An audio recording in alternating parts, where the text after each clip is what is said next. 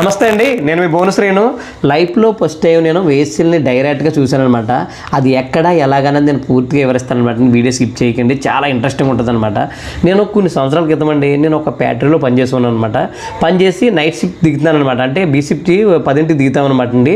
10ంటికి నేను ఒక బైపాస్ రూట్లో వచ్చేస్తాను, నేను నా అసిస్టెంట్ని. వచ్చేటప్పుడు సీని గారు మీరు వేసిల్ని ఎప్పుడైనా చూసారా అన్నాడు. చూసానయ్యా, చాలాసార్లు సినిమాలో చూస్తుంటాం కదా, చాలా సినిమాలు చూశాను కదా అన్నాను నేను.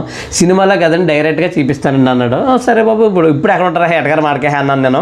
ఏం కాదని మీకు చూపిస్తానని కొద్ది దూరం వెళ్ళిన తర్వాత సీన్ గారు ఆర్ని కొట్టండి అన్నాడు. సరే అలా ఎందుకు అన్నాడు చెప్పి నేను ఆర్ని కొట్టాను. కొట్టగానే నా మీద 3 టార్చ్ లైట్లు పడ్డాయి అనమాట. బ్యాటరీ లైట్లు అంటారు కదా, ఆ టార్చ్ లైట్లు మీద పడ్డాయి.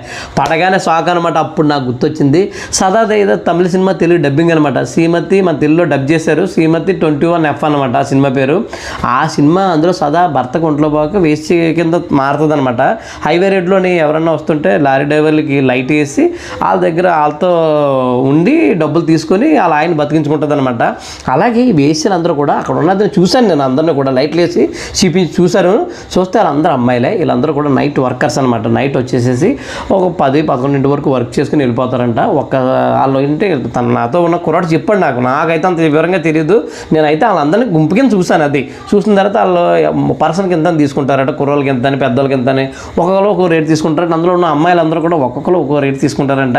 ఊరిడం నేను ఇంకానే మన జ్యోతిలక్ష్మి సినిమా, పవిత్ర సినిమాలో కొన్ని సినిమాలు చూసాం.